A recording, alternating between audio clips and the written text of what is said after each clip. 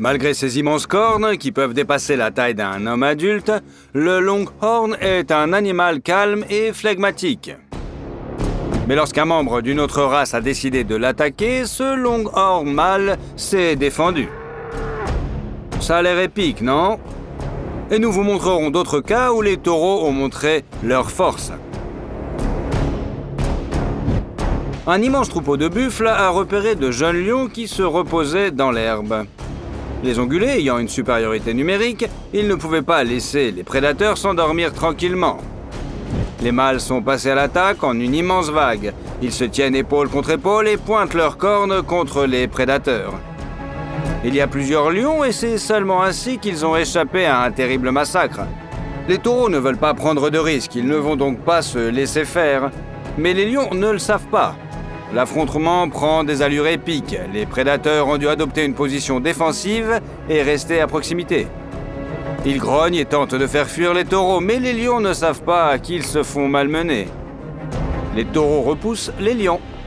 Si les prédateurs flanchent et montrent leur dos, ils seront piétinés. Ils reculent donc progressivement un par un. Les plus jeunes d'abord, comme ce mâle à la crinière encore petite. Le problème, c'est qu'il a trouvé un mauvais endroit pour s'asseoir.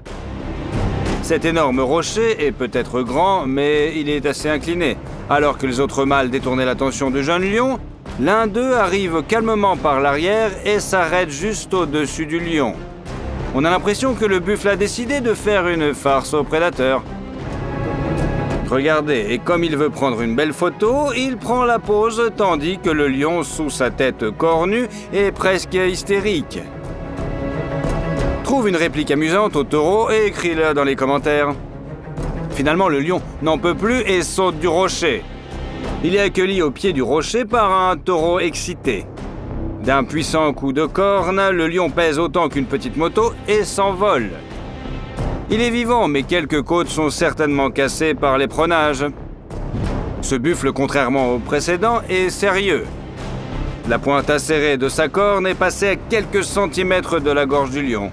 Heureusement, le jeune lion esquive l'attaque suivante et s'enfuit simplement entre d'autres ongulés. Il est peu probable qu'il chasse les taureaux de sitôt. C'est une leçon dont le prédateur se souviendra longtemps. Le lion a essayé d'attaquer le buffle de front, mais c'était une erreur. L'ongulé rencontra le prédateur avec ses cornes. Le lion recula à peine et tenta de contourner l'herbivore par le côté, mais le taureau réagit à la vitesse de l'éclair et rencontra à nouveau l'ennemi. Cela ressemblait à un jeu, mais la rapidité de réaction a permis au taureau de gagner sa vie. Ce taureau se baignait tranquillement dans une eau fraîche lorsqu'un énorme lion l'a attaqué par derrière et l'a mordu à la base de la colonne vertébrale. La réaction de l'ongulé a désagréablement surpris le prédateur. Au lieu de fuir, le buffle se retourna et décida de rendre l'appareil au lion. Le puissant animal souleva le prédateur sur ses cornes, juste sous sa patte arrière. D'un coup de tête, le taureau a projeté le lion hors de l'eau. Le lion ne peut que compatir. Si l'on considère l'endroit où le coup de corne a frappé, le lion rugira pendant un certain temps d'une voix beaucoup plus aiguë. Le tigre est un animal prédateur qui a besoin d'une attaque rapide et soudaine. Il ne peut pas poursuivre une proie pendant longtemps et doit l'attraper presque immédiatement. Mais lorsqu'il s'agit d'un buffle 2 fois plus massif, il n'y a pas de problème, n'est-ce pas? Après tout, le taureau devrait être moins agile. Sauf que le calcul du tigre n'était pas justifié, car dès que l'ongulé a vu le prédateur, il a fait preuve d'une telle rapidité que le tigre en était tout simplement choqué. Le taureau a foncé dans le fourré sans ralentir le moins du monde. Étonnamment, cette bête à cornes s'est avérée être un sprinter. Le taureau a pris 2 pas de retard, puis 3 et s'est retrouvé à bout de souffle. Le bison s'est détaché de la poursuite et a disparu dans le fourré. Apparemment, c'est la raison pour laquelle le tigre a accordé une attention particulière à la furtivité. Regardez comment le félin s'approche longuement et prudemment de sa proie. Devant lui se trouve un énorme et puissant gaur, un buffle asiatique musclé dont le poids avoisine la tonne. Pour ne pas rater une telle proie, le chat rayé fait preuve de miracle d'endurance. Mais le tigre ne sait visiblement pas à qui il a affaire. Au dernier moment, le gaur se retourne pour faire face au tigre et montre qu'il attendait l'ennemi. S'agit-il d'un piège? Il semble que le taureau ait tellement confiance en sa force qu'il ne s'enfuit pas, mais invite au contraire le tigre à se battre. Et le prédateur rayé recule. Inutile de l'accuser de lâcheté. Lorsqu'une telle bête à sabots s'apprête à t'attaquer de face, la retraite est une décision raisonnable. Et cette scène est encore plus drôle. Ici, le tigre s'approche prudemment de sa proie, et là, il tourne déjà à 180 degrés pour s'éloigner rapidement des ennemis. Et tout cela parce qu'il a été repéré par un grand et puissant Gaour. Que ferez-vous si vous remarquez qu'un tigre s'approche furtivement de vous? Eh bien, le Gaour fonce, tête baissée, et il réussit à mettre la plus grande panthère du monde en débandade. Et ce Gaour a tellement confiance en sa force qu'il n'attend même pas que le prédateur attaque. Il est le premier à se lancer dans la bataille et à poursuivre l'ennemi. Le tigre est choqué par une telle impudence. Certes, le Gaour est 2 fois plus gros, mais il faut tout de même montrer un petit peu de respect aux carnivores. Mais non, le taureau s'en fout complètement. Il court le long de la rive du lac et ne laisse même pas le tigre boire un verre d'eau. Le chat devra battre en retraite. Le prédateur ne veut pas se battre sans effet de surprise contre une telle ordure aux cornes acérées et aux sabots puissants. Sa vitesse n'est pas à sous-estimer, et sa force non plus. L'Asie est le berceau du zébu. Celui-ci diffère beaucoup des vaches européennes auxquelles nous sommes habitués. Et il est difficile de confondre un zébu avec une énorme vache européenne. Le zébu a une bosse très prononcée sur le dos qui sert vraisemblablement, comme chez le chameau, à accumuler des substances utiles et nutritives dans sa couche de graisse. En effet, le zébu peut se passer d'eau et de nourriture pendant une période assez longue. Moins que les chameaux, mais plus que les vaches européennes. En outre, les zébus ont une silhouette légèrement différente, des pattes moins musclées et de nombreux plis de peau sous le menton et sur le cou. Les zébus sont nobles, mais si vous pensez qu'ils évitent les bagarres et s'enfuient à la moindre menace, vous vous trompez. Il est vrai que le zébu a eu tort de se frotter à ce buffle. Il a manifestement surestimé sa force. Le zébu peut certes tenir plus longtemps dans le désert que le buffle habitué aux tropiques, mais dans un combat, cela ne lui donne aucun avantage. Et le buffle plus agressif et plus musclé domine le zébu sans problème. Heureusement qu'il n'a pas été renversé, sinon le zébu aurait été tout simplement piétiné.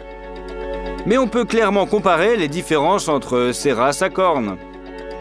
Quant aux animaux moins massifs, il vaut mieux ne pas leur chercher de noises. L'éperonnage du bélier n'a pas fait reculer le zébu d'1 pouce. Le taureau a pris le coup sur ses cornes, a tourné la tête brusquement et a fait tourner le bélier en l'air autour de son axe. La bête insolente s'effondre aux pieds du taureau. C'est une leçon qu'il n'oubliera pas. Il existe de nombreuses races de taureaux issues de différentes sous-espèces sauvages de cet animal à sabots. Extérieurement, les sous-espèces peuvent être très différentes les unes des autres. Tout comme le Gaour asiatique, massif et musclé, diffère des vaches européennes ordinaires ou des zébus indiens à bosse. Une visualisation de ces différences est présente ici. Le buffle sauvage a décidé que le bovin domestique n'était pas son égal. Cependant, il y avait des vaches à proximité et le taureau ne pouvait pas leur donner du mou. Il a donc donné une riposte impressionnante au buffle sauvage. Lorsque les 2 bêtes massives et puissantes s'affrontèrent, le sol sembla trembler sous leurs coups. Je me demande qui les vaches soutiennent, leurs parents ou l'étranger sauvage, exotique et inhabituel? Regardez comme elles observent attentivement la situation et s'approchent presque de leur adversaire. Les vaches n'ont pas du tout peur d'eux, car elles savent qu'il s'agit d'un combat pour le leadership dans le groupe. Et que la rivalité entre les différentes sous-espèces ne vous déconcerte pas, les ongulés sauvages et domestiques forment souvent des familles mixtes temporaires. D'ailleurs, cela menace la population des sous-espèces sauvages de race pure. Qui voulez-vous encourager? Quoi qu'il en soit, le buffle a compris qu'il ne fallait pas sous-estimer les parents éloignés domestiqués. Remarquez comment le taureau repousse le buffle, comment ils poussent avec leurs pattes, concentrant un effort maximal pour écraser la pression. Cependant, ils n'essaient même pas de toucher les vaisseaux sanguins du cou et de leur adversaire avec les pointes acérées de leurs cornes. Ils n'essaient pas de lui crever les yeux. En général, ils se comportent certes durement, mais noblement, n'est-ce pas? Dans les montagnes, il existe des taureaux parfaitement adaptés à la vie en altitude. Ce sont les yaks. Ils sont facilement reconnaissables à leur longue laine pendante qui résiste parfaitement aux coups de boutoir du vent froid des montagnes. Même un taureau grand et mûr ne devait pas s'attaquer à un yak. Ce jeune combattant a décidé de montrer au yak qui est le patron. Mais c'est une grave erreur. Les montagnes endurcissent leurs habitants. L'avantage de taille du yak est minime, mais il possède une fureur incroyable, des cornes plus longues et de la puissance. Son adversaire pesait plus d'une demi-tonne, mais le yak a non seulement écrasé ses défenses et sa résistance, mais il l'a mis à terre et l'a jeté à terre. Le taureau étourdi a dévalé la pente, mais heureusement pu se relever. C'est une leçon dont il se souviendra longtemps. Il a eu de la chance de ne pas se faire achever. S'attaquer au yak de montagne est une mauvaise idée, même pour un taureau